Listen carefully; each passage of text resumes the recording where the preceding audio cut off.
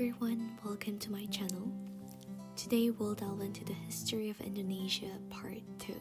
Just like ASMR, I've prepared a video for you to listen to a concise summary of Indonesia's history before you drift off to sleep. So let's get started right now.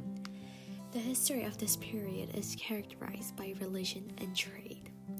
Hinduism, Buddhism, and Islam were introduced to Indonesia, influencing its language, scholarship, law, administration, and more. Trade partners included India and China, and favorable trade routes were established due to the monsoon climate, promoting not only the exchange of goods, but also ideas and people. Historical evidence of ancient Indonesian kingdoms is scarce, but Chinese documents suggest that as early as 500 BCE, trade was conducted from the northern parts of Java. In the 1st century CE, even the Roman Emperor received clothes from Indonesia's Maluku Islands. Roman historian Pliny the Elder speculated that Indonesian ships could have reached the eastern coast of Africa by the 1st century CE. By the 7th century, there was a kingdom named Holing in Java according to Chinese records, and another kingdom called Srivijaya existed in Smarta. In 640 CE, the Chinese government sent trade envoys to Java due to its strategic location between China and India. The evidence about Indonesia's history is limited, and we rely on Chinese documents to explore it. By the 7th century, there was a kingdom known as Holing in Java, mentioned only in Chinese records, which was not only a trade-oriented nation but also relied on agriculture due to fertile soil. Rice from the Kudu plain in central South Java supplied not only a stable food source for the population, but also became a major export. At that time, the religion in Holing was Buddhism, which had blended with existing belief systems. Indonesia was already engaged in trade networks extending from China to the Roman Empire through the Malacca Strait as early as the 5th century. The prominent Srivijaya kingdom centered around present-day Palembang and Smarta was the first significant state of the Indonesian archipelago. Srivijaya eventually moved its capital to Java and thrived until the 13th century. During this time, the Malay language was established as a trade language among hundreds of languages in the Indonesian region and would later become the national language in both Malaysia and Indonesia. Srivijaya excelled not only in commerce but also shipbuilding, and until the 10th century, only Srivijaya ships conducted trade. However, in the 12th century, Srivijaya began to decline due to wars with the Mataram Kingdom in Java and the invasion by the Indian Chola dynasty in 1025. A more significant reason for its decline was its relationship with China. Srivijaya held a near monopoly on trade, but China wanted a more dominant role.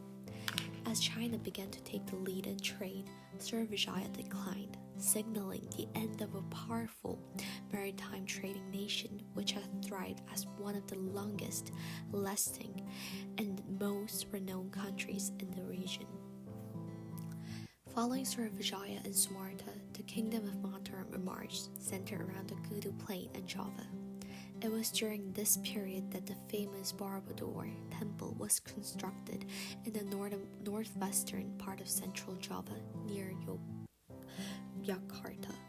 The kingdom's prosperity was due to its agricultural production and a robust trade network. Later, the capital of Mataram Kingdom was moved from the current central Java area to eastern Java near Surabaya.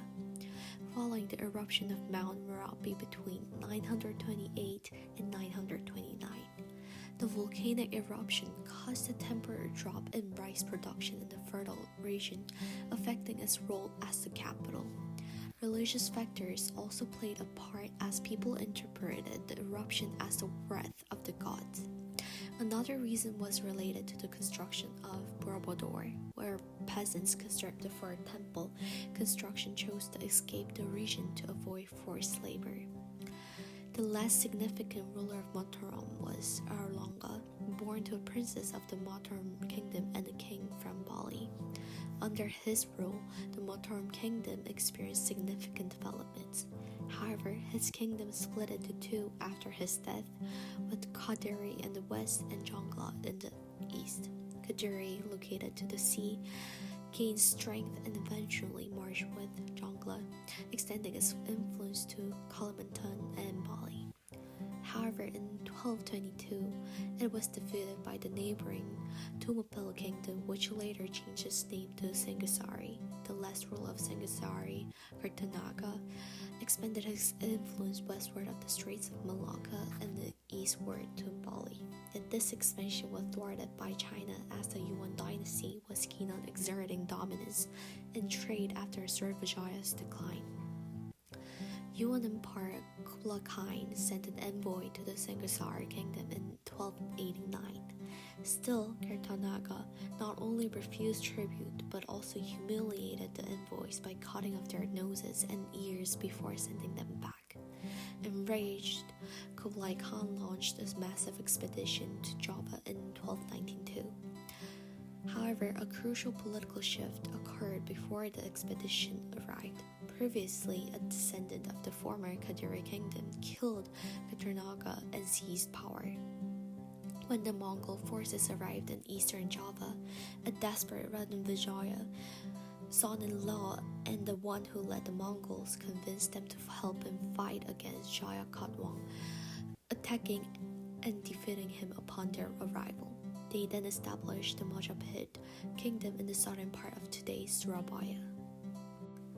At that period, many Mongol soldiers remained in the Majapahit kingdom, leading to the transfer of Chinese technology such as shipbuilding, which contributed to the kingdom's prosperity. Especially during the reign of Hayam Wurg, the Majapahit Empire reached its peak. In this era, Gajah Mada, a prominent statesman and a descendant of Katarnaga, played a crucial role. The empire's extensive territory included the Philippine southern part and even New Guinea, reaching as far as the Straits of Malacca. The empire's prosperity was significantly influenced by the demands for spices like nutmeg, mace, cloves, as well as pepper from Sumatra and western Java by both China and Europe.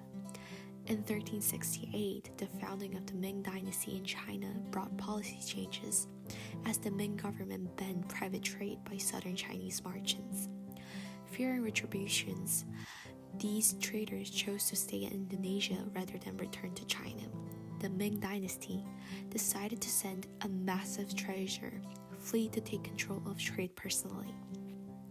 In the early 15th century, the Majapahit Empire was economically and politically advantageous, maintaining a monopoly on trade and even servicing the repair of Zhong He's treasure ships in Surabaya. This economic prosperity facilitated cultural developments, and like the construction of Borobudur in central Java, the Majapahit Empire, centered in eastern Java, left significant marks in art and architecture. The Majapahit culture extended throughout the Indonesian archipelago during this period. This is it for today's video, and I'll come back with another interesting history of Indonesia.